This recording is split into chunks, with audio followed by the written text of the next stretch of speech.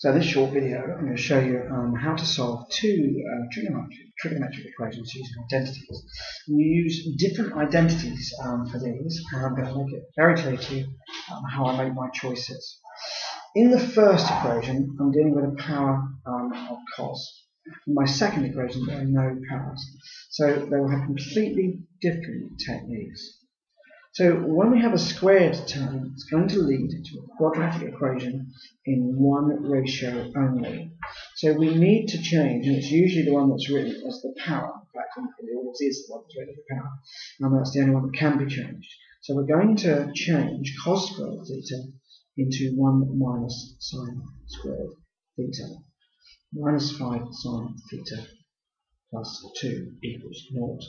And I use the fact that cos squared theta plus sine squared theta equals 1, and therefore it would follow that cos squared theta equals 1 minus sine squared theta. Now I personally like to write sine squared theta as s, and then solve this quadratic, and then turn it back into a trigonometric equation. So I've got 4 minus 4s squared minus 5s plus 2 equals 0. So moving everything to the right hand side, you will have 4s squared plus 5s. The 2 and 4 will then become minus 6 would equal 0. So I now have to factorise that quadratic. So I'm looking to get a difference of that 5, I'm trying to get plus 5 from a minus 6, unless I've done something wrong with my work. I don't think I have at the moment, so let's have a look what we get here.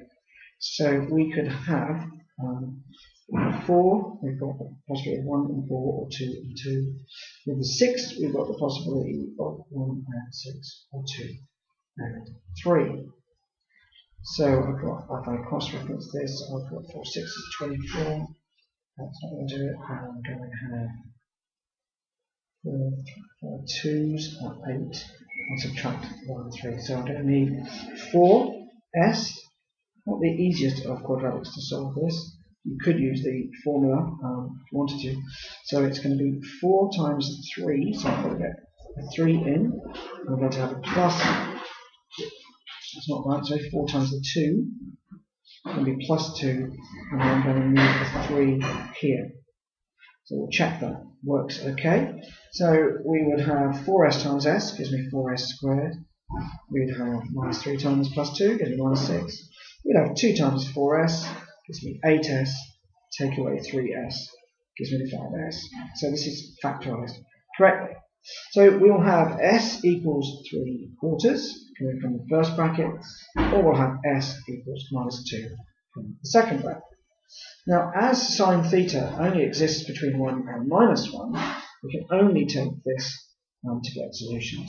So we substitute that and say sine theta equals 3/4. So we then grab the calculator and start working our way through this.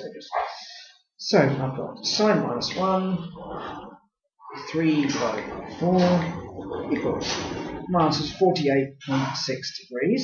Now that is the PV, 48.6 degrees. If I remember to take that away from 180, 180 minus 48.6 equals minus 131.4.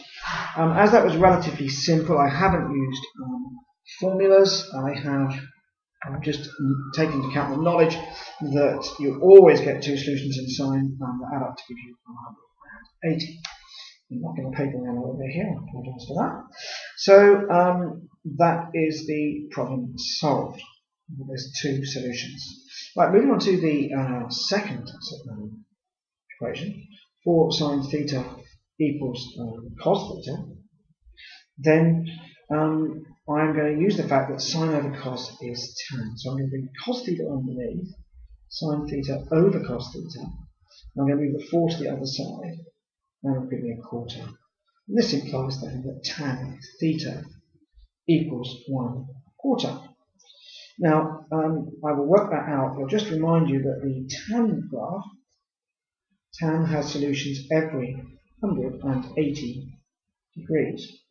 So let's get this correct there. I'll show you this graph here. So between 0 and 360, I go to 1/4, I'm going to have an answer here and an answer there. So I'll show you how to get the second answer after I've done the first. So to do the first, we just do 10 minus 1, like 0.25. I think we know 1 divided by 4 is 0.25. We've got 14.0 degrees. So theta equals 14.0 degrees. This will be 180 later, plus 180. So the second solution is 184 degrees.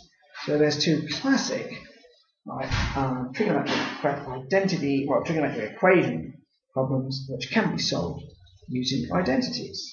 I hope the videos help you.